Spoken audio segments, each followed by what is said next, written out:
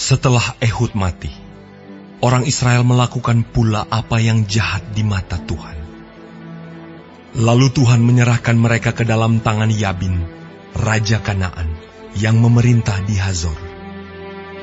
Panglima tentaranya ialah Sisera, yang diam di Haroset Hagoyim.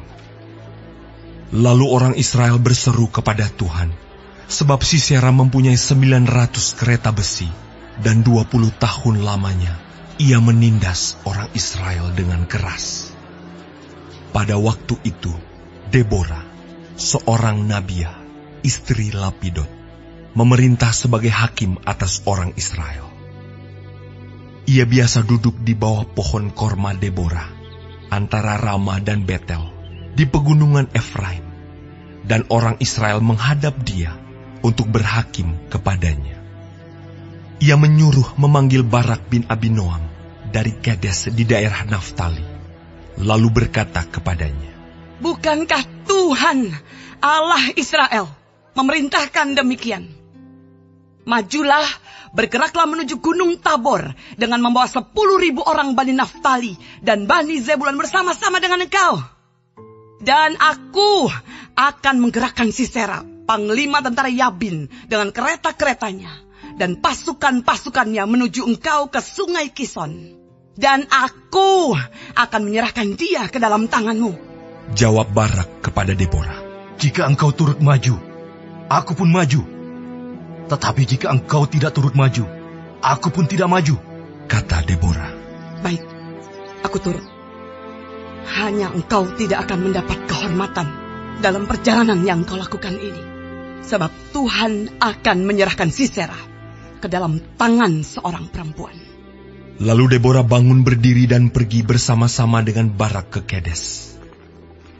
Barak mengerahkan suku Zebulon dan suku Naftali ke Kedes. Maka 10.000 orang maju mengikuti dia.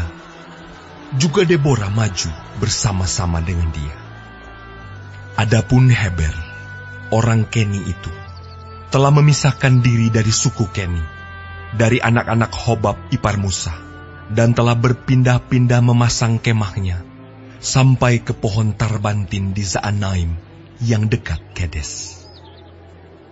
Setelah dikabarkan kepada Sisera bahwa Barak bin Abinoam telah maju ke Gunung Tabor, dikerahkannyalah segala keretanya, 900 kereta besi, dan seluruh rakyat yang bersama-sama dengan dia, dari Haroset Hagoyim ke sungai Kison.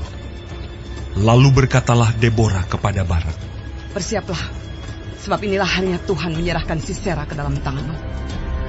Bukankah Tuhan telah maju di depan engkau?"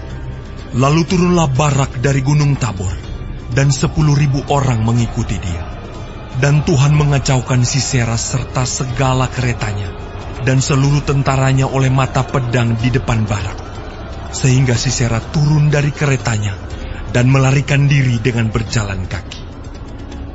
Lalu Barak mengejar kereta-kereta, dan tentara itu sampai di Haroset Hagoyim, dan seluruh tentara Sisera tewas oleh mata pedang.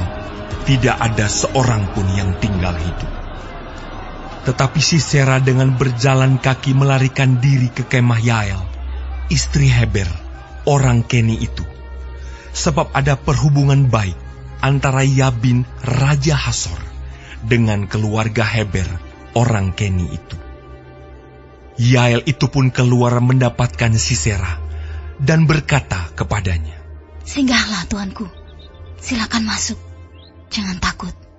Lalu singgahlah ia ke dalam kemah perempuan itu, dan perempuan itu menutupi dia dengan selimut. Kemudian berkatalah ia kepada perempuan itu, "Berilah kiranya aku minum air sedikit.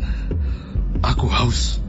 Lalu perempuan itu membuka kirbat susu, diberinyalah dia minum, dan diselimutinya pula. Lagi katanya kepada perempuan itu, "Berdirilah di depan pintu kemah, dan apabila ada orang datang dan bertanya kepadamu, 'Ada orang di sini?' maka jawablah, 'Tidak ada.'" Tetapi Yael, istri Heber, mengambil patok kemah, diambilnya pula palu, mendekatinya diam-diam, Lalu dilantaknyalah patok itu masuk ke dalam pelepisnya, sampai tembus ke tanah. Sebab ia telah tidur nyenyak karena lelahnya, maka matilah orang itu. Pada waktu itu muncullah Barak yang mengejar Sisera. Keluarlah Yael mendapatkan dia, dan berkata kepadanya, "Mari, aku akan menunjukkan kepadamu orang yang kau cari itu." Lalu masuklah Barak ke dalam, dan tampaklah Sisera mati, tergeletak dengan patok dalam pelepisnya. Demikianlah Allah pada hari itu menundukkan Yabin Raja Kanaan di depan orang Israel. Dan kekuasaan orang Israel kian keras menekan Yabin, Raja Kanaan, sampai mereka melenyapkan Yabin, Raja Kanaan itu.